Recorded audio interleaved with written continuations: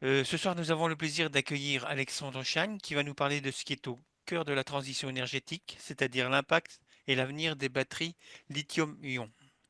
Depuis 2016, Alexandre Chagne est professeur des universités à l'Université de Lorraine et dirige le LABEX Ressources 21 pour 21e siècle, qui regroupe 9 laboratoires impliqués dans la chaîne de valeur des métaux pour la transition énergétique. Il y développe des recherches fondamentales sur la compréhension de la physico-chimie liée aux procédés de récupération des métaux. À ce jour, la majorité de ses activités de recherche se concentrent sur le recyclage des batteries lithium-ion et des déchets électroniques, ainsi que la production de métaux pour la transition énergétique. Il a publié 161 articles, 7 ouvrages, 10 chapitres de livres et déposé 3 brevets. Il a également donné 192 conférences dans des congrès nationaux et internationaux. Impact et avenir des batteries lithium-ion.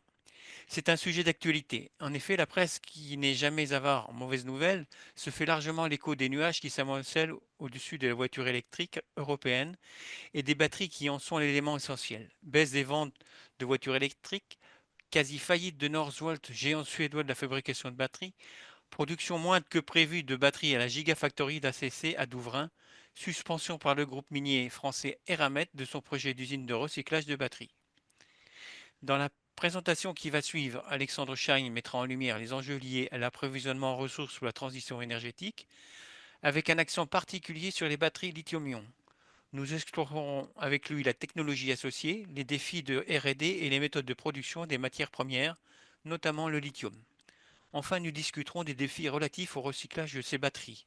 Alors, le webinaire de ce soir est le dernier d'un cycle de 4 événements organisés par l'AFIS Lorraine avec les géologues du laboratoire Géoressources de Nancy. Les adhérents de la FIS pourront visionner les vidéos qui en sont issues en allant sur le site ASSOConnect, sur la page Les webconférences de la FIS ou sur la page Comités locaux, puis en cliquant sur Lorraine. Nous vous rappelons l'existence de la chaîne YouTube AFIS Webinaire où vous trouverez des vidéos accessibles à tout public. Pour nous soutenir, si cela n'est pas déjà été fait, n'hésitez pas à aller sur notre chaîne YouTube pour vous y abonner et pour liker nos vidéos. Merci beaucoup pour cette introduction et pour cette invitation. Et c'est avec plaisir, effectivement, que je vais parler ce soir de la transition énergétique et, comme vous l'avez souligné, des batteries lithium-ion dont on entend tous parler et qui génèrent pas mal de questions chez pas mal de personnes, parce que les gens ne savent pas forcément ce qu'est une batterie lithium-ion et encore moins qu'est-ce que devient une batterie lithium-ion lorsque l'on termine lorsqu'elle est en fin de vie. Alors, avant de vous parler des batteries lithium-ion, je vais vous remettre le contexte de la transition énergétique. On en entend tous parler dans notre lutte contre le réchauffement climatique. Effectivement, il y a eu un certain nombre de révolutions dans notre société. Et là, on vit une révolution, c'est la révolution des métaux, c'est la révolution de la lutte contre le changement climatique en mettant en place la transition énergétique. Cette transition énergétique, elle repose sur des technologies qui vont nous permettre de produire de l'électricité renouvelable à partir, par exemple, de panneaux photovoltaïques ou encore d'éoliennes. Et vous noterez que dans cette transition, j'ai également inclus le nucléaire, qui tient une part importante de notre production d'électricité, mais aussi parce que dans cette transition, dans une transition où on doit produire énormément et de plus en plus d'électricité, le nucléaire est nécessaire. Ce qui ne signifie pas que le nucléaire sera nécessaire dans plusieurs dizaines d'années, mais actuellement, il est en tout cas nécessaire pour cette transition énergétique et pour la réussir.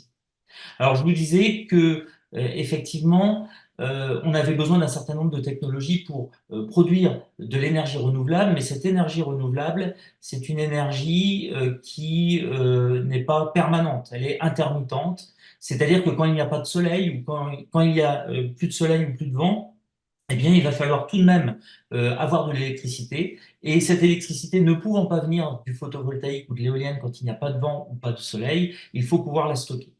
Donc, la transition énergétique repose sur cette production d'énergie intermittente et sur des technologies de stockage. Alors, on peut utiliser l'énergie potentielle, hein, comme les barrages.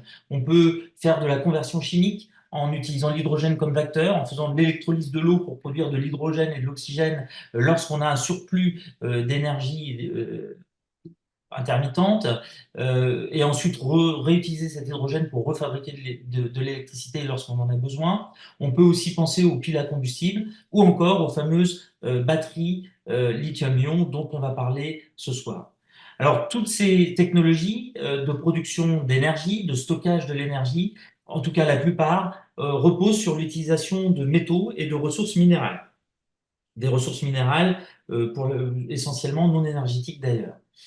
Alors, ces ressources, effectivement, il y a un lien clair entre les ressources et les énergies, entre les ressources et l'énergie, car pour extraire des ressources, il vous faut de l'énergie. Pour convertir ces ressources en composants nécessaires à la transition, il faut aussi de l'énergie.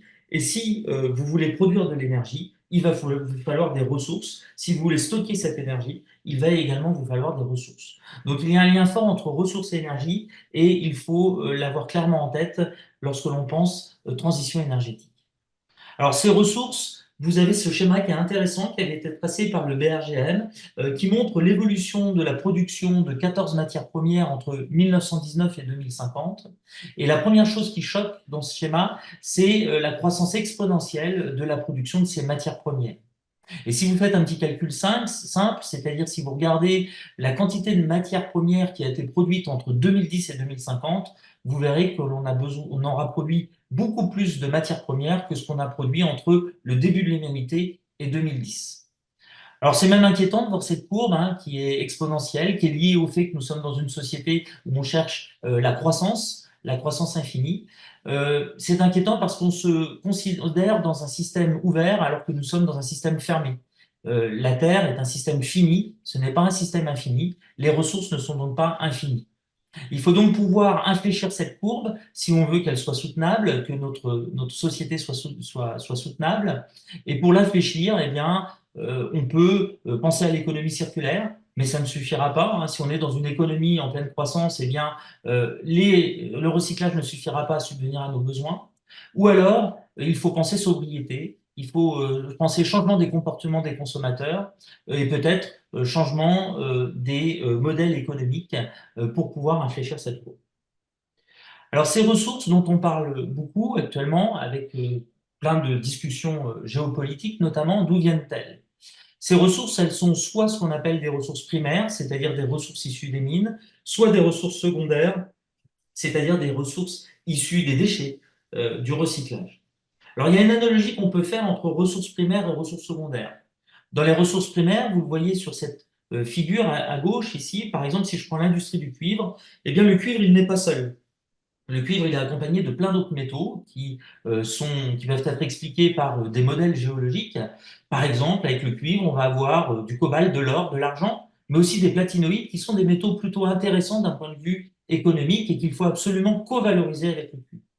Et puis, vous allez avoir des métaux avec un moindre intérêt, voire des métaux qui sont dangereux et toxiques, comme l'arsenic, qu'il va falloir pouvoir gérer.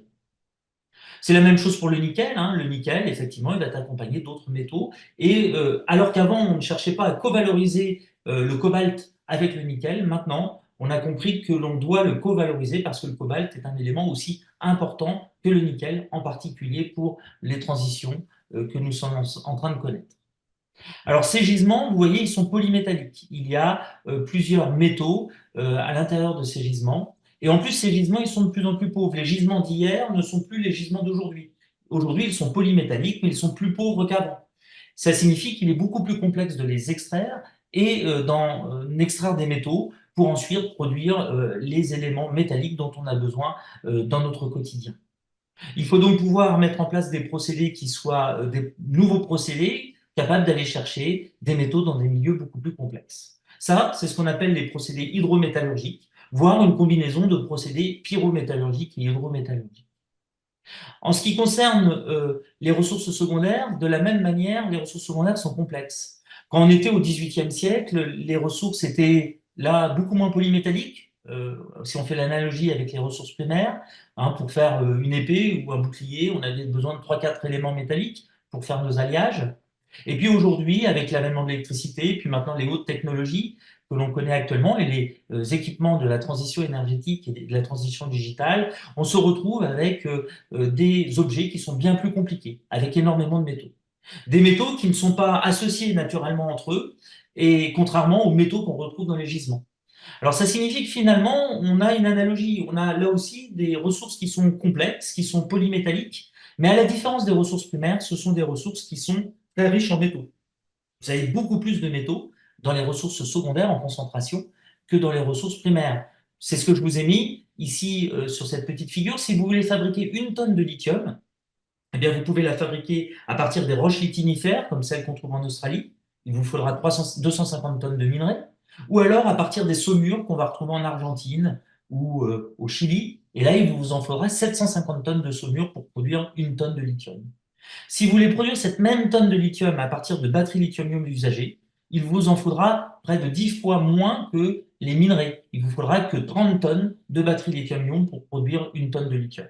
Et ça, c'est vrai pour les batteries, c'est vrai pour le lithium, mais c'est aussi vrai pour l'or. L'or qui est contenu dans les déchets électroniques, les cartes électroniques, est bien plus concentré dans ces cartes que dans les minerais. Donc, c'est intéressant d'aller chercher ces métaux dans nos ressources secondaires. C'est bien pour l'environnement, mais également il y a une valeur économique intéressante. Et d'un point de vue stratégique, cela nous permet aussi d'avoir une petite autonomie sur les métaux dont on a besoin pour nos transitions, et donc d'être moins indépendant, moins dépendant d'autres pays, mais tout en le restant tout de même si on ne développe pas les mines. L'autre chose intéressante, c'est que la différence par contre entre ces deux ressources, c'est que dans les ressources secondaires, vous allez avoir des changements de technologie très rapides, et ça signifie donc qu'il va falloir que nos procédés puissent s'adapter très rapidement aux changements de technologie. Il nous faut donc des procédés de recyclage qui soient des procédés qui soient robustes, mais aussi qui soient agiles pour aller chercher le métal ou les métaux parmi ces nombreux métaux qui sont dans ces objets. Pour les ressources primaires, contrairement aux ressources secondaires, nous avons beaucoup plus de temps. Une mine, quand on l'ouvre, c'est pour 20, 50, 70 ans. Et les géologues savent très bien qu'avec tel type de ressources, on va avoir tel type de métaux qui vont être ensemble, et ils sont capables de prédire au fur et à mesure des années quelles seront les caractéristiques du gisement suivant qu'il faudra exploiter. Donc on peut plus anticiper avec les ressources primaires ce qu'on ne peut pas faire avec les ressources secondaires. Dans les deux cas, vous l'avez compris, il faut aller chercher des métaux spécifiques parmi de nombreux autres éléments, que ce soit pour les ressources primaires ou pour les ressources secondaires. Et c'est pour ça que les procédés d'extraction et de valorisation des métaux, aussi bien dans les ressources primaires que dans les ressources secondaires, utilisent des technologies qui sont similaires, mais qui vont être adaptées au cas par cas, au type de gisement, qu'il soit primaire ou qu'il soit secondaire. Alors, tout ça, je vous parle beaucoup d'économie circulaire, hein. L'économie circulaire, c'est assez vieux, hein. C'est à la fin du 19e siècle que la notion d'économie circulaire a commencé à apparaître. On l'a abandonnée, on est très vite passé à l'économie linéaire. Et puis maintenant, on revient depuis quelques temps maintenant à l'économie circulaire et on cherche vraiment à appliquer ce concept de l'économie circulaire maintenant. Il est particulièrement important parce qu'on produit de plus en plus de déchets puisqu'on est dans une société à forte consommation. Je vous ai mis quelques chiffres ici. Vous voyez qu'en 2018, on produisait 50 millions de tonnes de déchets électroniques. En 2021, 52 millions de tonnes. 45, l'équivalent de 45 tours Eiffel en poids. Et puis en 2050, on estime qu'on produira 120 millions de tonnes de déchets électroniques. Alors ces déchets, on peut soit les réutiliser, c'est-à-dire que si on a des téléphones qui sont usagés mais qui peuvent trouver un marché, on peut très bien le réparer et le remettre sur le marché. Donc on peut penser à la réutilisation et c'est la meilleure chose à faire d'un point de vue environnemental d'ailleurs. Mais il faut qu'il soit réparable ou qu'il puisse encore fonctionner et qu'il puisse encore attirer, donc qu'il y ait un marché. On peut recycler, donc recycler, là on va faire appel à des procédés qui vont transformer, pour transformer la matière, obtenir une matière qui va retrouver une application, la même application en boucle fermée ou une autre application dans le cas contraire. Et puis, ce qu'il faut noter effectivement, c'est que finalement, c'est loin d'être évident parce que nos matériaux sont des matériaux très complexes, hein. Je vous parlais de la quantité de métaux qu'on va retrouver dans une carte électronique. Bah, si je prends un téléphone, vous avez plus de 40 éléments chimiques que vous allez retrouver dans un téléphone. Et donc, bien entendu, les procédés de recyclage ne vont pas vous permettre de tout récupérer, mais l'idée est d'en récupérer un maximum. Aujourd'hui, dans les cartes électroniques, on récupère essentiellement l'or, l'argent, le cuivre et le palladium, le platine, les platinoïdes. Alors qu'il y a plein d'autres métaux, comme par exemple l'étain, qu'il serait intéressant de récupérer. Et cette économie circulaire, elle ne doit pas se contenter de récupérer le strict minimum pour pouvoir satisfaire des besoins économiques, elle doit se projeter vers une récupération beaucoup plus importante et essayer de récupérer le maximum et pas le strict minimum.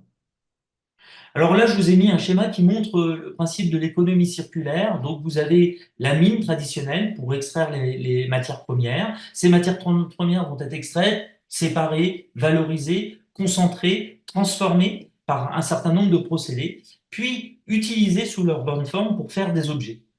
Ces objets vont ensuite être transportés, distribués, puis les consommateurs vont les acheter, les utiliser, et en fin de vie, comme je vous le disais, deux options, la réutilisation, le réemploi, si c'est possible, et si ce n'est pas possible, le recyclage, de façon à faire une nouvelle matière première qui pourra être réutilisée pour faire le même produit en un autre produit. Bien entendu, à la fin de vie d'un objet qui a été réutilisé, eh bien, cet objet qui a été réutilisé en fin de vie ira bien entendu dans la filière de recyclage pour refaire de la matière première. Alors, dans cette économie circulaire, il y a deux points, il y a un point important, c'est l'éco-conception. Comment concevoir des objets de façon à faciliter leur recyclage? Comment également penser à des matériaux qui puissent être utilisés avec le moindre impact environnemental possible. Favoriser des éléments métalliques, par exemple, qui ne sont pas critiques ou qui ne sont pas stratégiques pour arriver à faire nos matériaux, ou encore des éléments chimiques dont l'extraction va être moins polluante que d'autres éléments chimiques. Ça fait partie de l'éco-conception. Et c'est particulièrement important de mettre en place cette éco-conception pour pouvoir avoir quelque chose qui soit le moins impactant possible pour l'homme et l'environnement. Alors, l'économie circulaire, on pourrait se dire que c'est super, mais l'économie circulaire, pour certaines filières, marche très bien, pour d'autres, un petit peu moins bien. Elle est difficile à mettre en place parce que vous voyez qu'il y a de nombreux acteurs. Et quand on dit qu'il y a de nombreux acteurs, ça signifie qu'il y a de nombreuses interfaces, qu'il y a une communication importante des acteurs qui doit être optimisée. Et donc, il faut que ces flux d'informations et ces flux de matière puissent aller d'étape en étape tout au long de la chaîne de valeur sans aucun souci, ce qui est loin d'être évident vu la complexité des opérations, de chaque opération de la chaîne de valeur. Alors, améliorer cette économie circulaire, c'est pas seulement améliorer chacune des étapes. Le grand problème, c'est qu'il faut être capable d'avoir une vision systémique, une vision globale de la chaîne de valeur. Donc, il ne suffit pas d'optimiser chacune des étapes, mais il faut aussi optimiser la chaîne de valeur dans son ensemble. Et ça, c'est loin d'être facile, en particulier dans une chaîne de valeur qui est internationale. On est dans une macroéconomie, une mondialisation. La matière première n'est pas au même endroit que où on va la fabriquer, puis elle n'est pas forcément au même endroit où d'où sont les consommateurs, et encore pas au même endroit des usines de recyclage. Donc il faut pouvoir retravailler cette économie circulaire pour avoir un tissu, un environnement, un écosystème qui puisse favoriser son optimisation dans sa globalité. Et ça, c'est loin d'être évident. Alors, cette transition énergétique, je vous le disais, elle repose sur un certain nombre de technologies, et vous l'avez compris, ces technologies nécessitent des métaux. Si on prend les panneaux photovoltaïques, il va vous falloir du cuivre, il va vous falloir de l'aluminium, il va vous falloir de l'indium. Si vous prenez les éoliennes, il va vous falloir des terres rares pour les éoliennes offshore. Il va vous falloir du cuivre, encore une fois. Et puis les batteries lithium-ion, il va vous falloir du lithium, bien entendu, du cobalt, du nickel, du manganèse, de l'aluminium et encore du cuivre. Le cuivre, vous voyez, il est partout dans cette transition énergétique et on n'entend pas trop, on n'en entend pas trop parler, mais il est particulièrement important. Aujourd'hui, on entend plus parler du lithium ou des terres rares. Et il ne faut pas négliger le cuivre. Alors le lithium, par exemple, pourquoi il est intéressant, c'est que le lithium, c'est un élément qui est très léger. C'est aussi un élément qui est très réducteur, donc dans lequel on peut emmagasiner beaucoup d'énergie, parce qu'il a une densité d'énergie élevée du fait de son faible poids. Et c'est pour ça qu'il a été un des éléments favorisés pour les batteries tardivement, c'est vrai, puisque avant on a eu d'autres types de batteries, mais il a fallu relever un certain nombre de défis pour faire fonctionner une batterie lithium-ion. Même si l'idée de la batterie lithium-ion date du début du 19e siècle, avec une thèse qui a été faite à l'université de Berkeley. Ce lithium, on en produit quand même pas mal, on en produit 180 000 tonnes dans le monde, enfin on en produisait 180 000 tonnes dans le monde en 2023, 80% pour la fabrication des batteries, hein. La première batterie c'est 1991, batterie lithium-ion, et 20% pour l'industrie du verre, le traitement de l'air, la métallurgie, etc. Donc comme on va vouloir réduire nos émissions de gaz à effet de serre, on va vouloir accélérer les véhicules électriques, l'installation des véhicules électriques dans notre quotidien, il est clair qu'effectivement, comme la batterie lithium-ion est privilégiée, on va avoir besoin de plus en plus de lithium, mais aussi des autres éléments métalliques qui rentrent dans la production des lithiums. Ces batteries lithium-ion, elles ont différents marchés, des marchés en pleine expansion comme les véhicules électriques, les bus électriques, les bicyclettes électriques ou encore les Fenwick. Un marché qui est en saturation graduelle, c'est celle des tablettes, des téléphones, de l'électronique portable. Et puis, un autre marché en pleine expansion qui est l'énergie stationnaire. Utiliser les batteries lithium-ion, entre autres, pour faire de l'énergie, des technologies d'énergie pour conserver, stocker l'énergie stationnaire, pour les maisons par exemple, etc., etc.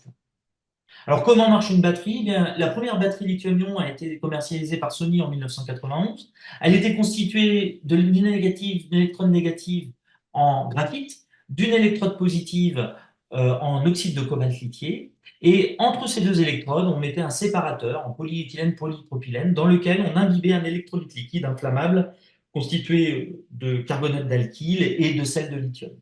Et le lithium, en fait, au fur et à mesure des cycles de charge et de décharge, il va se désinsérer de l'électrode positive en oxyde de cobalt lithié pour s'insérer dans l'électrode de graphite, qui est l'électrode négative.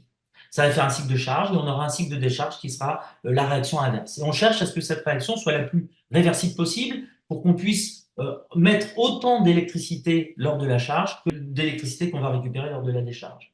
Bien entendu, les batteries ne sont pas complètement réversibles, il y a une perte d'autonomie au fur et à mesure des cycles de vie, du fait du vieillissement des matériaux, mais on a quand même une réversibilité aujourd'hui avec des batteries pour les véhicules électriques qui peuvent tenir 700, 800 cycles de charge et de décharge sans aucun problème.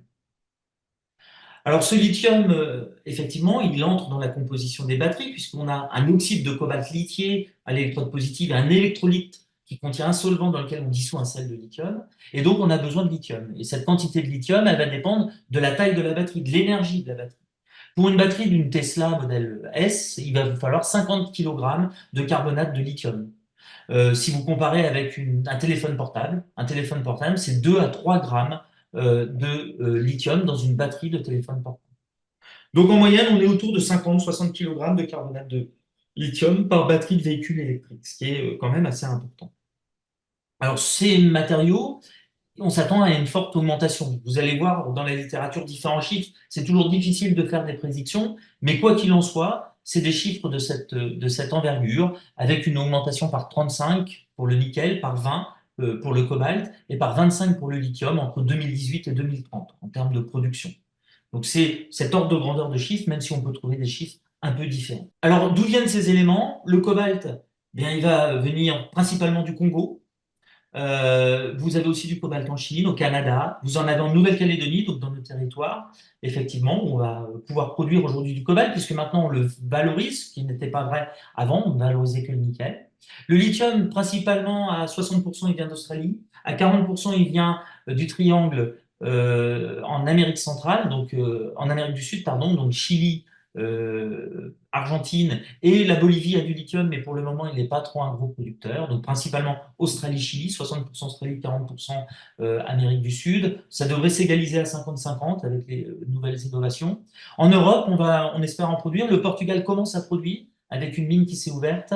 On a un projet de mine dans l'Allier porté par Imerys qui devrait nous permettre également de produire du lithium pour les batteries lithium-ion. Et puis, il y a un autre projet, par exemple, en Finlande, également avec Sibanye-Stillwater, où ils vont donc produire du lithium très prochainement.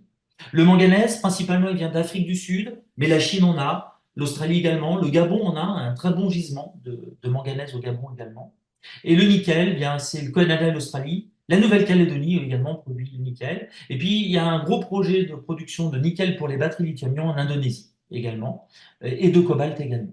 Et puis, la Chine est aussi capable de produire du nickel. Donc, vous voyez que finalement, l'Europe, il n'est pas trop présent dans cette production de métaux. Et la Chine est présente à peu près partout, ce qui fait une grande force pour la Chine qui, là encore, possède toutes les ressources qui lui ont permis de développer des batteries lithium-ion, puisqu'aujourd'hui, 80% de la production de batteries lithium-ion est en Chine. Ça a légèrement baissé, ça va baisser encore en plus avec les gigafactories que l'on souhaite développer sur le sol européen, entre autres. Alors, ce lithium ou ce cobalt, il fait des milliers de kilomètres. Parce que le lithium, on va le produire, comme je vous le disais, en Australie, ou on va le produire en Amérique du Sud. Il y a une petite production également aux États-Unis. Mais aujourd'hui, on ne raffine pas le lithium. Il faut du carbonate de lithium de très haute pureté.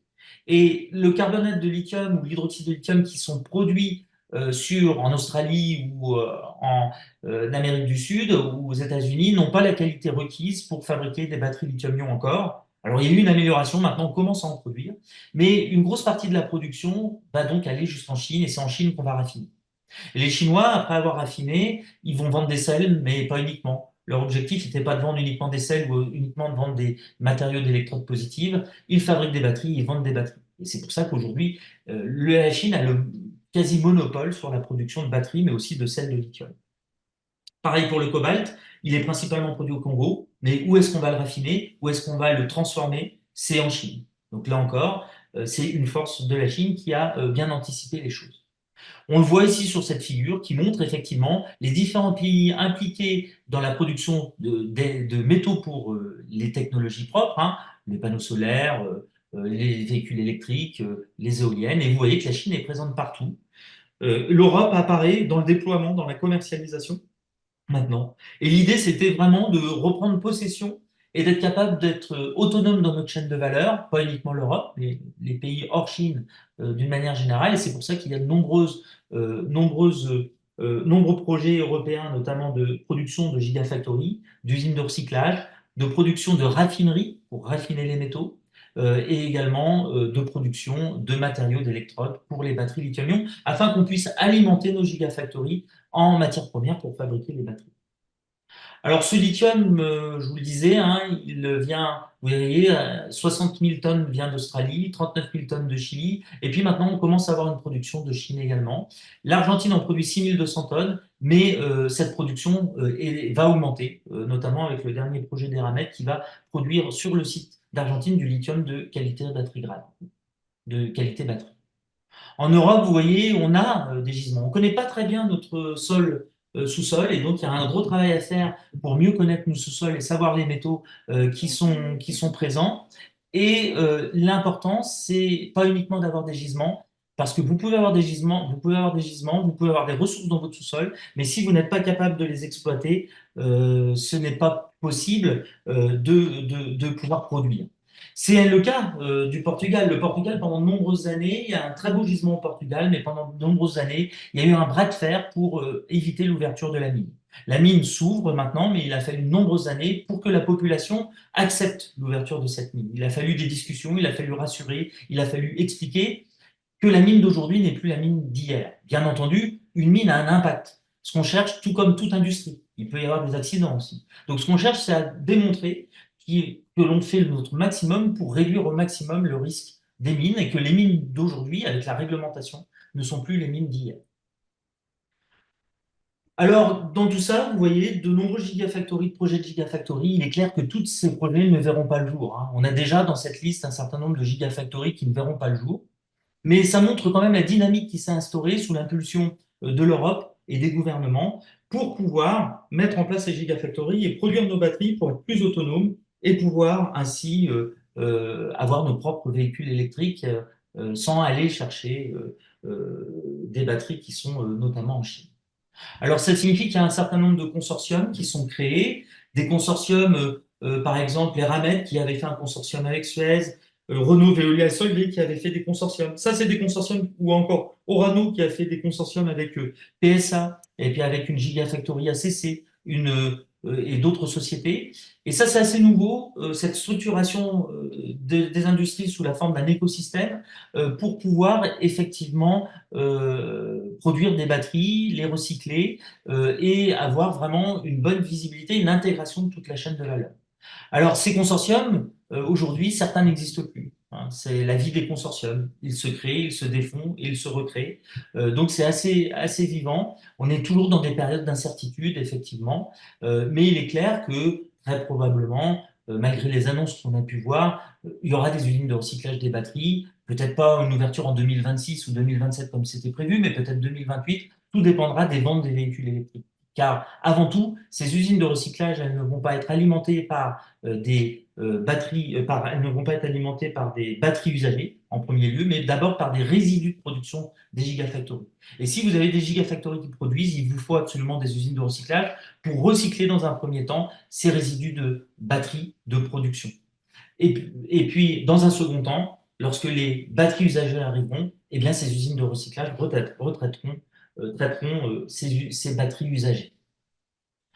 Alors, comment est-ce qu'on produit le lithium? On le produit de deux manières.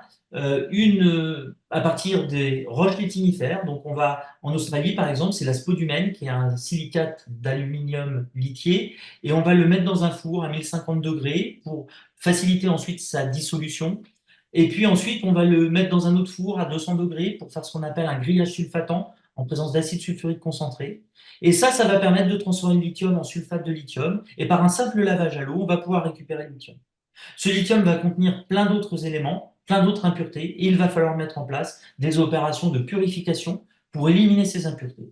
Puis à la fin, on va fabriquer un solide, un carbonate ou un hydroxyde de lithium, par exemple par précipitation, cristallisation.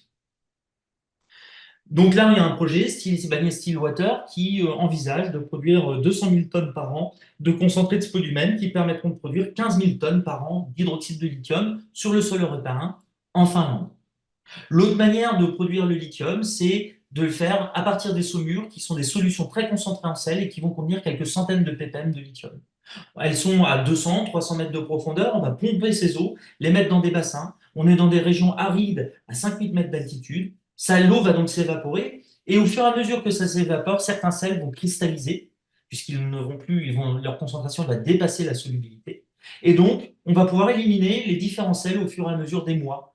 Le chlorure de potassium, le chlorure de magnésium, le chlorure de sodium. Et à la fin des 12 à 18 mois, eh bien, on pourra cristalliser un dernier sel, qui sera le chlorure de lithium, qu'on pourra transformer en carbonate, laver, et ensuite qu'on pourra envoyer en Chine aujourd'hui pour le transformer en carbonate de lithium suffisamment pur pour les batteries. Alors ces procédés, vous voyez, ils consomment de l'eau, hein. Et ces procédés, ils sont peu efficaces parce qu'il y a une forte perte de lithium, ils génèrent des résidus, c'est le problème, et ils consomment 50 mètres cubes d'eau fraîche par tonne de carbonate de lithium dans une région acide. Et il est important de pouvoir effectivement réduire l'empreinte environnementale et réduire la consommation d'eau. Et ça, c'est vrai dans tous nos procédés, aujourd'hui, avec les problèmes d'eau qu'on peut avoir, même dans nos pays européens. Vous voyez, hein, juste pour remettre, hein, un habitant aux États-Unis, ça consomme 7800 litres d'eau par an en moyenne. En France, on est à 4900 litres. Si vous mangez une tablette de chocolat de 100 grammes, eh bien, il faut 1720 litres pour produire cette tablette de chocolat. Donc de l'eau, on en a besoin pour tout, même pour l'alimentaire, on en utilise tous les jours, mais c'est juste pour vous remettre en vis-à-vis l'eau utilisée pour produire une plaquette de chocolat, on en a mangé pas mal pendant Noël, et l'eau qui va être consommée pour 50 mètres cubes d'eau pour produire une tonne de carbonate de lithium. On doit donc s'améliorer, là encore, penser à des procédés qui sont moins consommateurs d'eau également. Alors, c'est ce qui a été fait avec de nouvelles technologies qu'on appelle les technologies d'extraction directe du lithium, comme celle-ci, qui est en fonction maintenant au niveau industriel en Argentine, qui a été créée par Aramet et qui repose sur un nouveau matériau capable d'extraire sélectivement le lithium contenu dans la solule. Et ce procédé est intéressant parce qu'il a une nouvelle brique technologique qui permet non seulement de produire du carbonate de lithium ultra pur pour les batteries directement sur site, pas la peine de les envoyer en Chine, mais ça permet aussi de réduire en partie, un petit peu, la consommation d'eau également, et surtout ça permet de produire du carbonate de lithium presque immédiatement. On n'a pas besoin d'attendre 18 mois comme on le fait dans le procédé d'évaporation solaire. Alors, l'autre façon de récupérer des lithium et de récupérer les autres éléments d'une batterie, bien entendu, c'est le recyclage. Et avec une demande croissante qui est attendue, alors les prévisions sont toujours décalées par rapport à la réalité, effectivement, mais on s'attend de toute manière à ce que cela augmente, notamment avec les règles européennes qui vont plus ou moins bannir, et ils sont parvenus en arrière, le moteur thermique au fur et à mesure. On va forcément avoir de plus en plus de technologies hors véhicules thermiques, et les batteries lithium-ion sont aujourd'hui bien placées. Vous avez d'autres technologies qui émergent, par exemple le sodium-ion également, qui au départ n'était pas pour le véhicule électrique, mais aujourd'hui on produit des batteries sodium-ion pour le véhicule électrique, avec d'autres caractéristiques, mais qui sont des batteries qui sont également intéressantes. Quoi qu'il en soit, le marché des batteries lithium-ion va croître, et il va falloir en produire. Et il faut en produire en masse si on veut faire baisser le prix.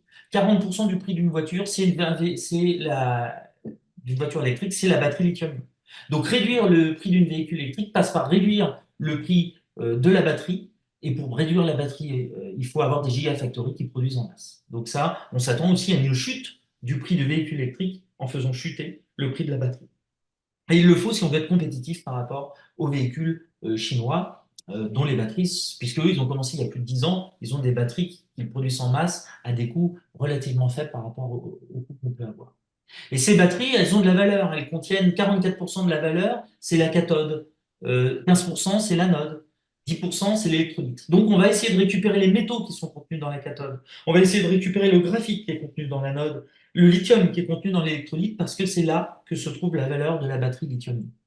Et puis, dans ces batteries, il y a un certain nombre de métaux qui sont des métaux stratégiques, des métaux critiques. Donc, aujourd'hui, le lithium ne fait pas partie des métaux stratégiques, mais ce sont des métaux critiques, pardon, mais c'est un métal qui est de plus en plus scruté car il est important. Et donc, on a ces cartes qui nous permettent de dire qu'il va falloir effectivement s'intéresser à produire sur nos sols ou assurer l'approvisionnement de ces métaux en rouge, parce que pour des raisons d'approvisionnement, des raisons géopolitiques, des raisons d'importance économique, il faut qu'on soit capable de les produire de manière la plus autonome possible.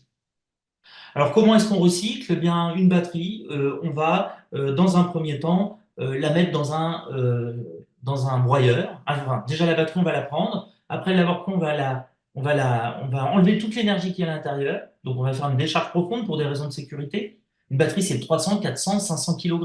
C'est des batteries de 400 volts et maintenant des batteries de 800 volts. Donc, c'est des batteries dangereuses. Il faut faire une décharge profonde. Après cette décharge profonde, on va la désassembler, récupérer ce qui est récupérable, le packaging, l'électronique, les cuivres, les fils de cuivre, toutes ces choses-là.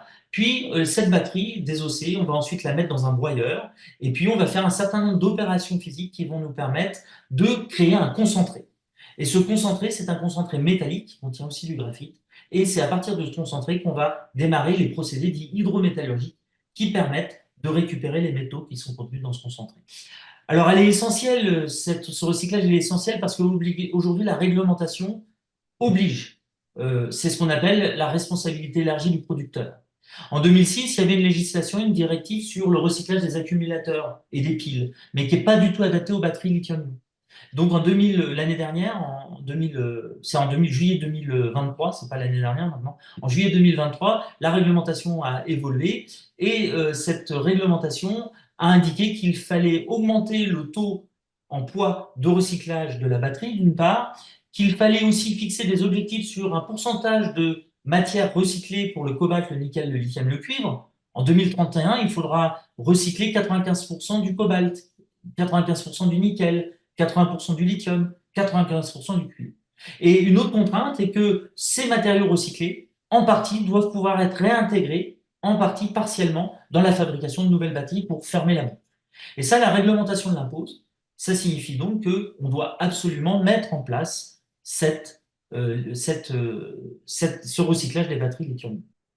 Alors, la première étape, c'est effectivement la Gigafactory produit des batteries. Ces batteries, quand on les produit, il y a des rebuts. 10% de la production, ce sont des batteries qui ne marchent pas, qu'il va falloir recycler directement en sortie de Gigafactory. Donc, c'est ce qu'on appelle les scraps de production. Ce sont aussi tous les déchets de production, de découpes, etc., qu'il va falloir recycler. Donc ça, c'est la première chose que va recycler les usines de recyclage. Et puis ensuite, elles vont recycler les batteries lithium-ion usagées ou accidentées.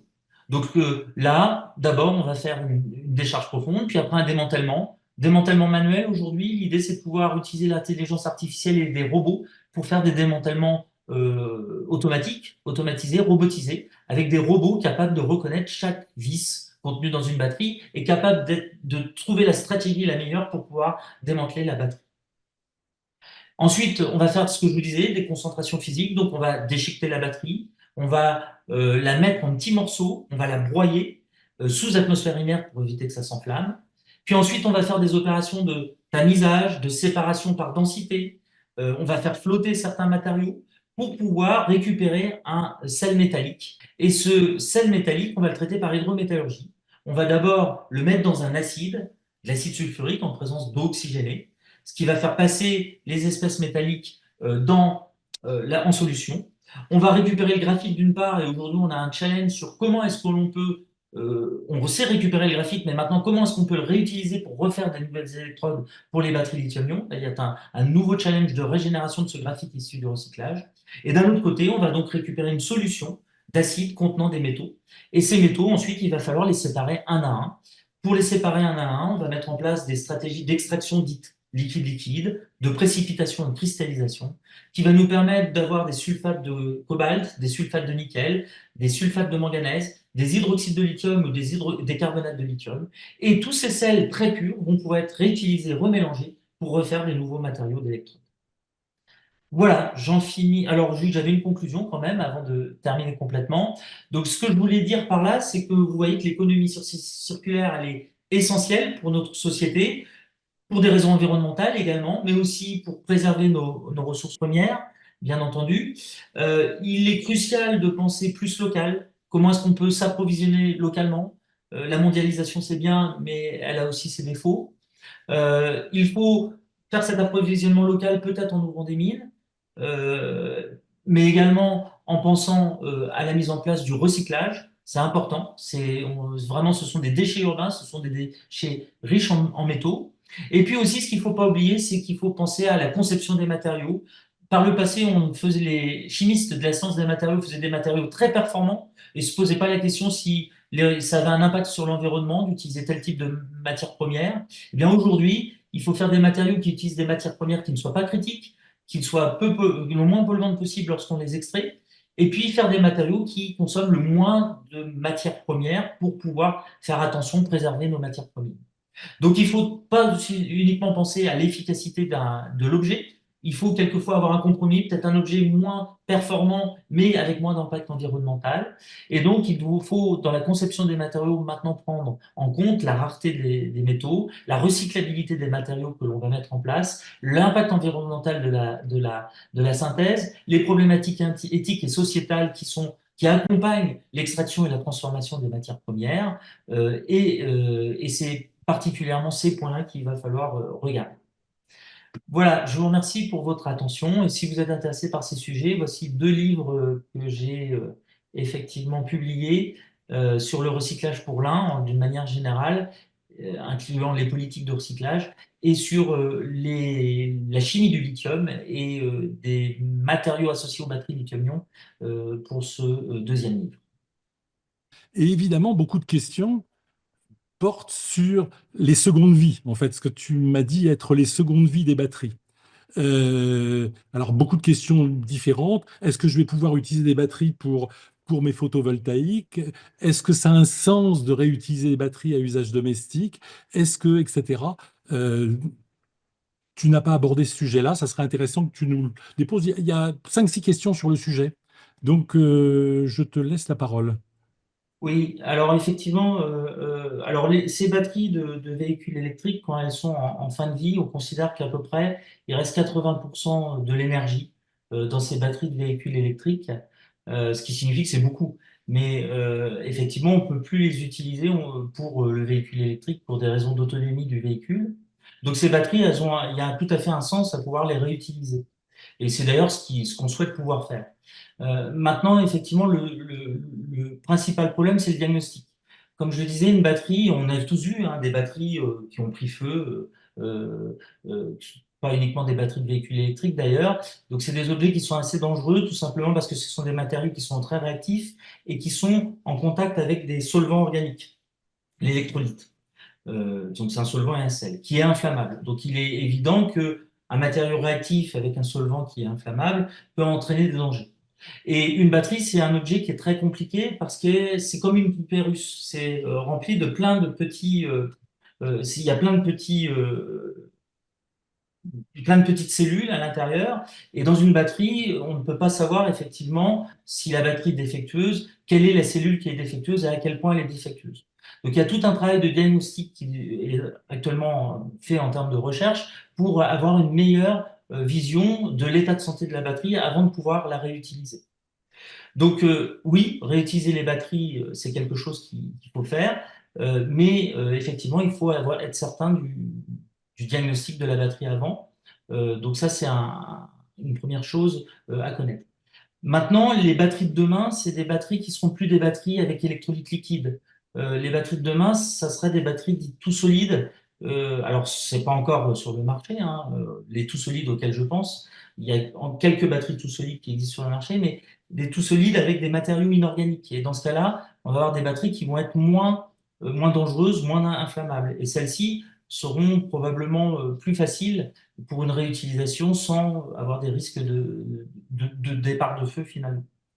Donc oui, oui, tout à fait. L'idée, c'est bien de pouvoir récupérer ces batteries de véhicules, les diagnostiquer, les réparer si elles sont réparables pour certaines, pour pouvoir assurer leur fonction, qui serait la fonction de stocker de l'énergie, donc de l'énergie pour du stationnaire.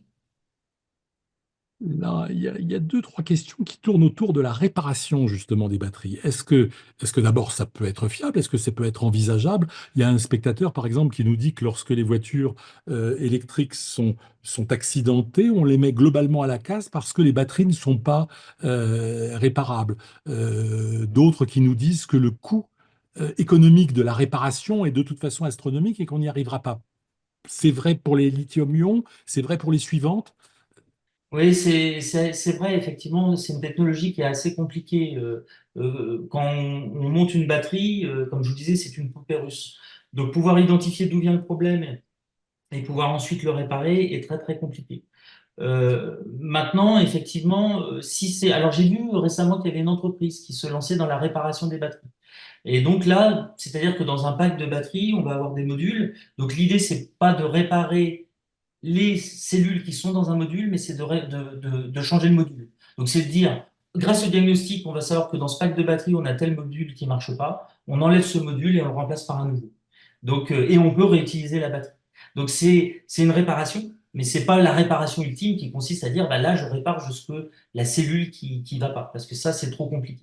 La réutilisation et le recyclage ne risquent-ils pas de favoriser un usage décomplexé des produits de consommation au même titre que disposer de panneaux solaires sur sa maison ne réduit pas nécessairement la consommation, mais à une consommation constante, voire accrue et décomplexée?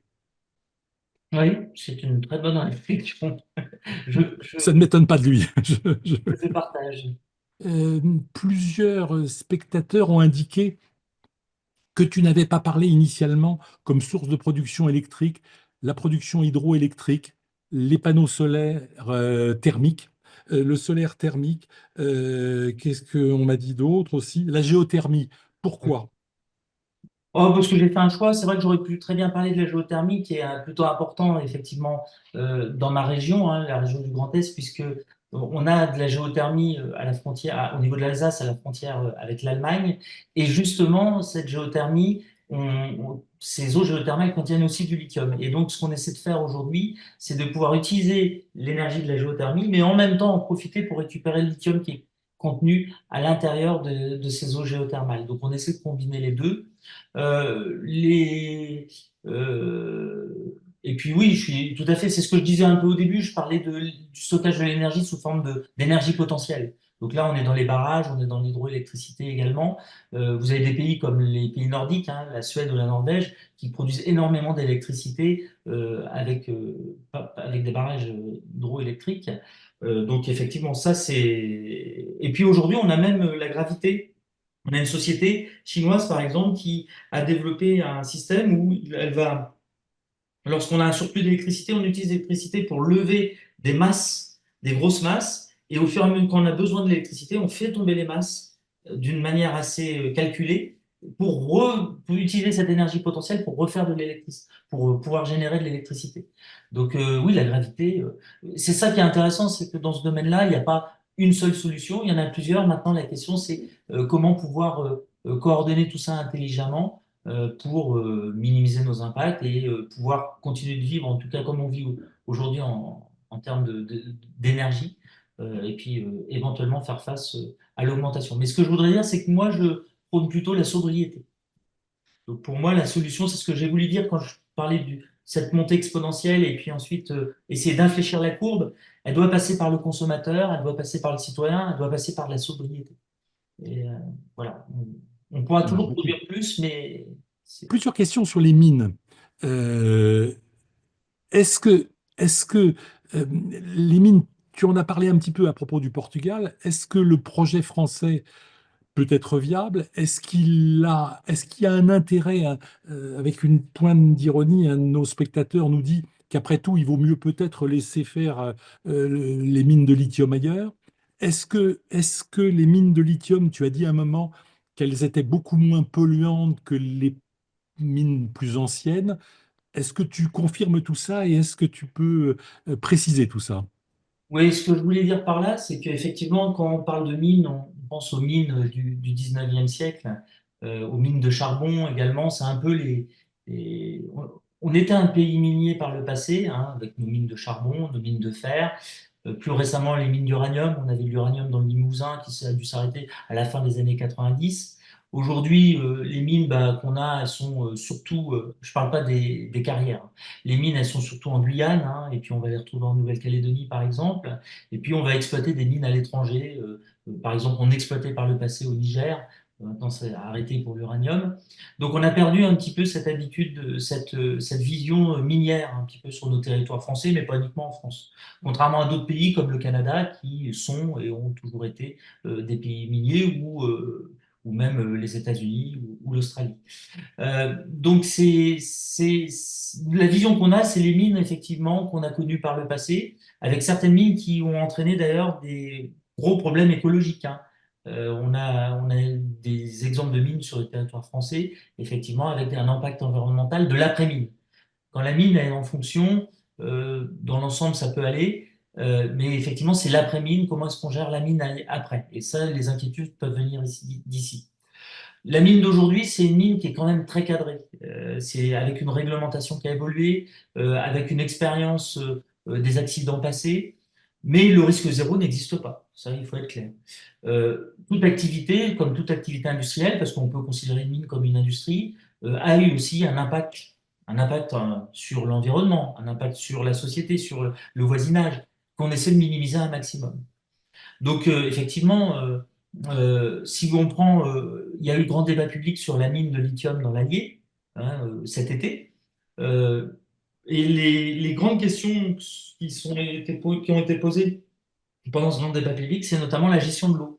Donc, il y a des questionnements nouveaux qu'on n'avait pas forcément par le passé, parce qu'aujourd'hui, bah, l'eau, effectivement, on voit en Espagne, par exemple, hein, ils ont des manques d'eau incroyables. Dans le sud de la France, c'est pareil. Et donc, il y avait tous ces questionnements. Donc, il faut savoir qu'aujourd'hui, les procédés qu'on essaie de mettre en place, ils consomment de l'eau, c'est vrai, mais on essaie de minimiser au maximum la consommation d'eau en refaisant de la recirculation, des choses comme ça. Donc, je pense que c'est pas forcément souhaitable de se dire, eh ben, on va faire de la transition énergétique parce qu'on veut lutter contre le réchauffement climatique, on veut lutter contre les impacts environnementaux. Ok, mais à la limite, autant faire l'ouverture des mines ailleurs, parce que à la limite, on verra pas les problèmes qui apparaissent. C'est pas forcément quelque chose qui est acceptable. Donc voilà, après c'est une question de société. Euh, Moi, je peux comprendre effectivement qu'on n'est pas forcément content d'avoir une mine à côté de chez soi. Alors, vous prenez Imerys, hein, ils ont fait le choix de faire une mine qui coûte plus cher, qui est une mine souterraine. Ils auraient très bien pu faire une mine à ciel ouvert. Ils ont fait le choix de la mine souterraine pour réduire les impacts, les nuisances sonores, les nuisances de poussière, etc. L'usine de raffinage, de production du lithium à partir du concentré qui sera produit dans l'Allier, eh bien, il va être à 50 km de la mine et le transport va se faire par train, pas par camion. Donc, il y a un certain nombre de choses qui ont été souhaitées qui ont été mises en place effectivement pour réduire les impacts. Et je pense que tous ces grands débats publics qui sont intéressants parce que c'est justement de ces débats que sortent des solutions auxquelles l'industriel n'aurait pas forcément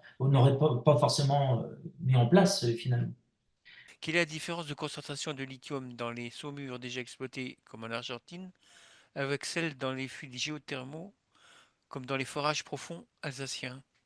Oui, alors de mémoire, hein, parce que de mémoire, on prend l'Argentine par exemple de mémoire à Salta, donc en Argentine, hein, près de la cordillère des Andes. De mémoire, on doit être autour de, alors je sais plus si c'est l'ordre de grandeur, c'est entre 150 et 300 ppm, hein. Alors chaque saumure va avoir des caractéristiques très différentes. Vous prenez la saumure au Chili, Atacama, elle est très différente de la saumure de Salta. Mais il me semble qu'on est de cet ordre-là, de l'ordre de 200, peut-être 300 ppm de lithium dans le saumur de Salta, puis ça dépend où on va puiser, hein, parce que tout n'est pas homogène. Et si on prend, de mémoire, si on prend en Alsace, je crois qu'on est plutôt autour de 80-100 ppm. Donc on est un petit peu inférieur dans les eaux géothermales alsaciennes par rapport à ce qu'on pourrait retrouver, par exemple, en Argentine. Mais en Argentine, on est beaucoup plus que ce qu'on pourrait, beaucoup moins que ce qu'on pourrait retrouver à Atacama au Chili, par exemple.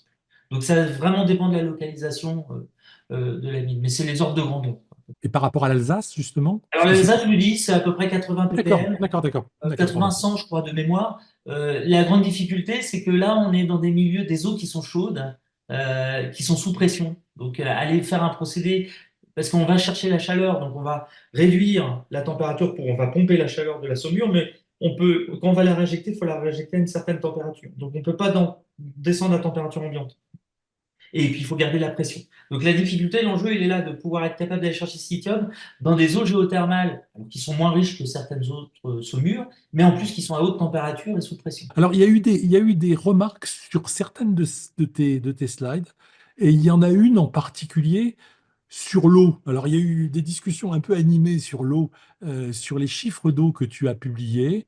Un spectateur a dit qu'il ne sortait d'une source pas très scientifiquement fiable. Et, En particulier, il y a plusieurs ont tiqué sur les 3000 litres pour 200 grammes de steak. ouais, c'est vrai que j'avais lu une autre étude qui vient, elle, d'une autre source qui est l'INRAE. Et eux, effectivement, ce qu'ils disaient, alors c'est assez compliqué parce qu'il y a des sources très très variables en fait, hein.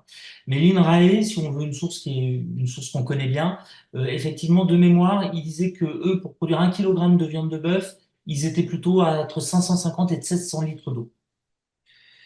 Mais il y a d'autres études qui sont autour de 3000.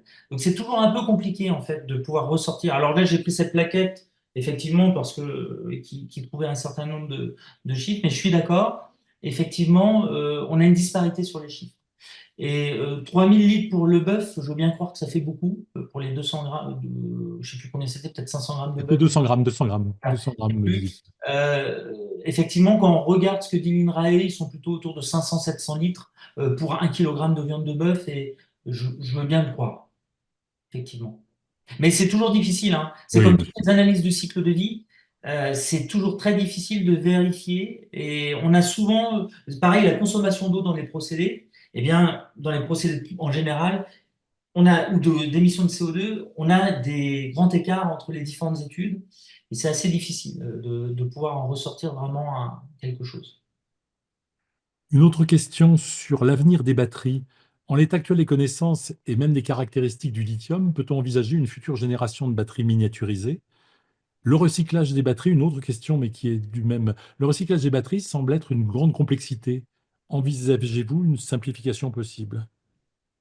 Alors, le recyclage des batteries, c'est quelque chose. En Chine, par exemple, ils ont leurs usines de recyclage qui tournent et ils produisent, ils arrivent à produire. La difficulté qu'on a, nous, c'est qu'il va falloir qu'on produise avec une réglementation euh, européenne plus stricte pour protéger l'homme et l'environnement, pour protéger le travailleur, pour protéger l'environnement, avec des coûts supplémentaires. Le coût du travail en Europe n'est pas le même qu'en Chine, et il va falloir qu'on reste compétitif par rapport à ces usines-là.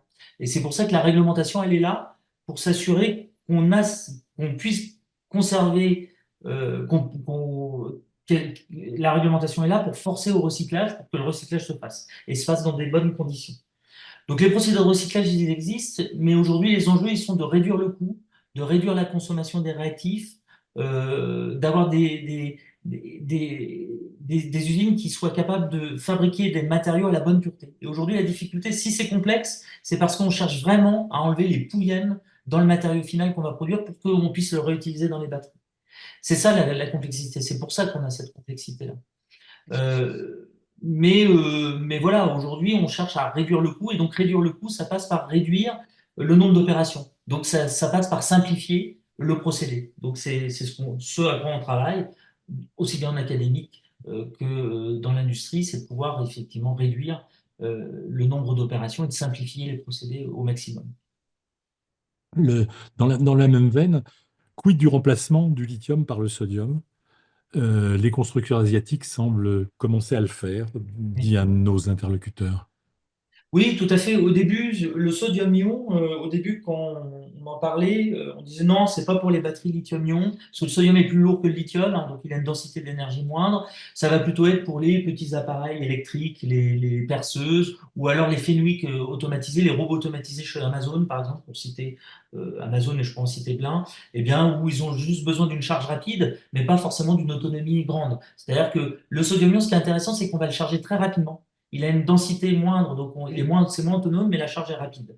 Le lithium-ion a une densité d'énergie plus élevée et donc une autonomie plus grande, mais il va falloir plus de temps pour le charger.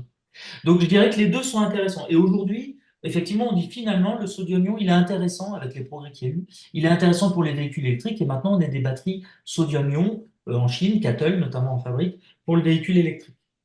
Et ça, c'est intéressant pour un autre usage. Pour les gens qui vont pas faire des 400-600 km dans la journée, mais qui vont plutôt faire 200-300 km, mais qui ont besoin d'une charge en 5 minutes, eh bien, le sodium-ion est tout à fait est très bien. Les taxis, par exemple, à la limite, c'est quelque chose qui peut être intéressant. Ils font leur pause, ils se rechargent et ils repartent. Euh, le lithium-ion, lui, ça va être plutôt pour l'autonomie. Ce qu'on entend parler maintenant, c'est aussi des véhicules hybrides où on aurait à la fois du sodium-ion et du lithium-ion. Et selon le trajet que l'on doit faire, eh bien, on va plutôt charger la batterie sodium-ion ou charger la batterie lithium. Donc il y a aussi des idées de véhicules hybrides de ce type-là aussi qui apparaissent. Ils existent pour l'instant, ces Pas batteries, ces encore, véhicules? pas Non, pas encore, encore, mais ils sont. D'accord, d'accord. en réflexion. Il y a plusieurs questions, alors qui sont peut-être un petit peu techniques autour de la voiture et des batteries, hein, bien sûr. Euh, 1 gramme de lithium dans 28 kilos de batterie, c'est faux, dit un de nos interlocuteurs. Qu'en penses-tu? Alors ça dépend comment ils calculent, parce que si tu calcules en lithium métal, en lithium équivalent carbonate ou en lithium hydroxyde. Donc D'accord, le calcul a été fait en lithium métal. d'accord. Et ça dépend de Ben, la voilà la technologie. question, voilà la Ça réponse. dépend de la technologie aussi, parce que vous n'avez pas la même quantité de lithium si c'est de la NMC, de la LFP ou du LiCO2. Là, le calcul a été fait avec du LiCO2. D'accord. Quelle est l'espérance de vie d'une batterie d'une voiture électrique? Quand on les change, que deviennent-elles aujourd'hui? Alors aujourd'hui, on estime que, alors pas du véhicule électrique, mais je dirais pas du véhicule en lui-même, hein. A priori, le véhicule en lui-même, c'est une technologie qui est plus simple que la technologie thermique, hein. On a moins de pièces mobiles. Par contre, on a de l'électronique, donc une carte électronique, effectivement, elle peut très bien mourir très rapidement ou pas. Donc ça, bon, voilà. Par contre, si on parle de la batterie pour le véhicule électrique, Plutôt. aujourd'hui, on est entre 12 et 15 ans à peu près. Mais si on pense ensuite qu'on a une seconde vie, tout dépend. S'il n'y a pas de seconde vie, ça veut dire qu'au bout entre 12 et 15 ans, a priori, la batterie devrait aller vers le cycle de recyclage classique. Mais après, s'il y a une seconde vie, ça veut dire qu'on va peut-être gagner 5 ans de plus ou 6 ans de plus pour le stationnaire. Et donc, elle n'arriverait pas au bout de 12 à 15 ans, mais plutôt autour de 17 à 20 ans, quoi, en gros. Et aujourd'hui, effectivement, on a quelques sociétés alors, je vous le disais, hein, en Chine, vous avez des usines de recyclage des batteries lithium-ion. Aujourd'hui, en Europe, on a des sociétés qui font du recyclage de batteries, mais pas. Aujourd'hui, le recyclage des des batteries de véhicules électriques, le marché n'est pas encore là, hein. Je dirais, il n'est pas assez important, effectivement. Mais on a Rodius qui recycle des batteries, pas de véhicules électriques, mais des batteries. On a Umicore également qui recycle. On a un certain nombre d'acteurs qui recyclent les batteries lithium-ion. Mais voilà, va falloir fabriquer nos usines de recyclage des batteries pour pouvoir faire face à l'arrivée d'abord des scraps et ensuite des batteries lithium-ion à recycler, mais c'est pas pour tout de suite. Si on a 12 années de fin de vie. Après, il y a les batteries d'accident, etc. Mais voilà, ça reste. C'est une question personnelle que j'ajoute là. Je comprends pas bien comment un système de ce genre peut fonctionner alors que les batteries sont fabriquées maintenant, elles sont utilisées maintenant, donc avec une durée de vie de 10 ou 12 ans, et avec donc des usines de recyclage qui sortent de terre maintenant et qui attendent les batteries des voitures électriques, hein, qui ne sont pas encore là. Et puis en plus, on parle d'un marché euh, qui est assez assoupi, semble-t-il, pas du tout Alors, c'est ce spécialisé, que je mais disais, ces véhicules, ces usines de recyclage elles vont d'abord recycler les résidus de fabrication des batteries. D'accord, d'accord, Et d'accord. c'est des quantités énormes, hein. Vous pouvez avoir au début d'une gigafactory, vous allez pouvoir produire 2000 tonnes par an de résidus. C'est 2000 tonnes par an pour une seule usine. D'accord, d'accord, Et je ça vois va être l'idée. crescendo au fur et à mesure qu'on va en produire. Parce que vous avez 10% d'échecs. Aujourd'hui, en gros, plus certainement au début de la vie de la gigafactory, puis au fur et à mesure on s'améliore, voilà, il faut compter à peu près 10% des batteries qui ne vont pas marcher, qu'il va falloir recycler. Si vous en produisez 200 000 par an, ça vous fait 20 000 batteries qu'il va falloir recycler. D'accord. Ah oui, j'avais pas du tout envisagé cette. Alors, 10%, c'est un chiffre assez haut. L'idée, c'est de pouvoir le baisser encore plus, hein. Mais au début, on sera probablement autour de 10%. Tout bien considéré, diriez-vous que la voiture électrique est écologique ou non? Alors ça, c'est compliqué. Une question, j'ose le croire. Mais voilà, je pense que personne n'est capable de répondre encore clairement à cette question. Que se passe-t-il pour une voiture, une e-voiture qui, lors d'un accident, par exemple, tombe à l'eau?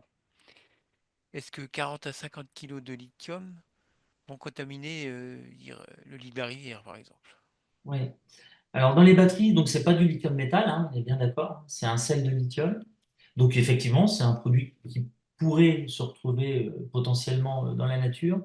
Aujourd'hui, il faut savoir, et c'est amusant parce que effectivement, c'est quelque chose enfin, j'ai dirigé le LabEx Ressources 21, et dans ce LabEx Ressources 21, on a mis un programme sur l'écotoxicité du lithium. Et donc, mes collègues qui sont écotoxicologues se sont intéressés au sujet, et finalement, il n'y a pas d'études. Et il n'y a pas de seuil minimal pour le lithium. Il n'y a pas vraiment d'études. Donc, du coup, c'est difficile. Alors, il y a sûrement des impacts, mais aujourd'hui, d'un point de vue réglementaire et puis d'un point de vue scientifique, il y a très peu d'études sur la toxicité du lithium. Et puis, le lithium en lui-même, il a peut-être une toxicité, mais il faut savoir qu'il y a des effets qu'on appelle cocktail. Le lithium seul ne va pas avoir la même toxicité que le lithium avec un autre élément. Donc c'est compliqué la toxicité. Mais il y a un gros travail à faire pour d'évaluation, effectivement, sur l'impact que peut avoir. Il y a forcément un impact comme tout, mais quel est le seuil, effectivement, à partir de l'impact? Il Alors, n'y a pas beaucoup, beaucoup d'études actuellement. vous parliez tout à l'heure d'éco-conception pour les batteries, de façon à ce que ce soit plus facilement recyclable. Mais alors, comme les batteries viennent pour l'instant beaucoup de Chine, comment on peut imposer à la Chine Non, c'est l'éco-conception, on peut la mettre en place que sur nos gigafactories de notre sol européen. C'est-à-dire réfléchir à effectivement comment concevoir la batterie le mieux possible d'un point de vue environnemental. mais est-ce que ça va pas alourdir le coût de la batterie C'est euh, ça. et rendre déjà la voiture électrique qui n'est pas donnée encore plus chère? C'est dans ça. Disons que après, le truc, c'est que si vous la rendez plus facilement recyclable, si on conçoit la batterie pour la rendre plus facilement recyclable, vous diminuez le coût Oui, du recyclage. Ce qu'il oui. faut voir, c'est après comment est-ce que vous répartissez les coûts. C'est-à-dire que idéalement, il faudrait que les coûts de recyclage soient intégrés dans le coût de la batterie. Et ça, effectivement, je suis d'accord avec vous, hein. Dans ce cas-là, le seul levier, c'est le levier de la réglementation. Avec la réglementation ou la mise en place de taxes, comme on le voit aujourd'hui. Mais tout ça, c'est compliqué. On voit bien que c'est très compliqué. Les problèmes de mise en place de taxes, ça pose des questions qui sont des questions qui sont au-delà du Oui. champ du scientifique, où là, on a des questions politiques, des questions stratégiques, des questions d'économistes. Et je pense que personne n'a vraiment une réponse claire aujourd'hui et peut prévoir vraiment quel serait le bénéfice de mettre une taxe sur l'économie de la filière. Le- Tu vas aider peut-être beaucoup de gens. En vue de l'achat d'une voiture électrique d'occasion, existe-t-il une traçabilité sur le nombre de cycles de recharge et donc la durabilité future de la batterie? Alors l'Europe souhaite, mais elle l'a pas mis encore en place, souhaite mettre en place ce qu'on appelle le passeport de batterie. Et dans ce passeport de batterie, justement, sera indiqué, donc ce passeport batterie, ça peut être par exemple une petite puce qui est rajoutée, ou ça peut être au niveau de la batterie. Et dans ce passeport, il y aura un certain nombre de données. Et ce qu'ils veulent mettre en place dans ces données, c'est la provenance des métaux qui ont servi à construire la batterie, c'est effectivement le nombre de cycles que la batterie a subi, tout l'historique qu'on retrouve dans ce qu'on appelle le BMS finalement. Donc ça, c'est quelque chose qui n'est pas encore mis en place, qui n'est pas homogène, mais l'idée, c'est d'homogénéiser tout ça pour avoir un historique de la vie de la batterie. Et un historique de la vie de la batterie, un historique des origines de la batterie, comment elle a été fabriquée, par quel process, etc. Pour avoir des indicateurs qui vont aussi aider le consommateur à acheter la batterie en fonction de la batterie, le véhicule en fonction de ces indicateurs-là, que ce soit pour du neuf que pour de l'ancien. Mais on n'a pas le même outil, c'est moi qui rajoute là, mais on n'a pas le même outil que sur nos téléphones où on connaît la capacité résiduelle de la batterie. C'est-à-dire qu'il n'y a pas de possibilité actuellement de savoir ça sur un véhicule électrique. Alors si, par exemple, moi j'ai une Tesla, par exemple, ce que je peux voir, c'est effectivement ma consommation et la prévision de l'algorithme et la différence de consommation. Et donc, D'accord, je peux voir au fur et à mesure de la vie de ma voiture si cet écart croît ou pas. Alors je le vois, moi, sur 300 km. Mais je pense que le technicien, lui, il peut le voir il a les données. d'accord, d'accord, Voilà. d'accord. Et déjà, moi, je peux voir effectivement si, voilà, s'il y a un problème ou pas. Ah, mais tiens, une autre question on la connaît tous, celle-là, enfin, on la connaît tous, on ne connaît pas justement c'est très pratique, mais c'est très utile. Faut-il mieux recharger une batterie un peu tous les jours ou la laisser se décharger beaucoup avant de faire une recharge? Alors aujourd'hui, ce qu'on disait avant, on disait qu'effectivement, régulièrement, il fallait faire une décharge profonde pour recalibrer le système. Voilà. Aujourd'hui, ce qu'on préconise plutôt, c'est de ne pas descendre en dessous de 20% et de ne pas monter au-delà de 80%. Et je dirais qu'une batterie, à la limite, où on arrive à la stabiliser au cours de 50-60%, 70%, ça sera une batterie qui durera beaucoup plus longtemps que si on s'amuse à faire de la charge et de la décharge sans arrêt. D'accord. Eh bien, écoute, grand merci Alexandre, c'était absolument passionnant. On a eu plus de 150 spectateurs ce soir qui sont restés pratiquement jusqu'au bout. Donc je crois que tu as absolument intéressé tout le monde. Je voudrais simplement rappeler que l'adhésion à l'AFI, c'est pour nous un élément vital. Il faut, allez-y, adhérer. Acheter des SPS régulièrement, c'est tout à fait important.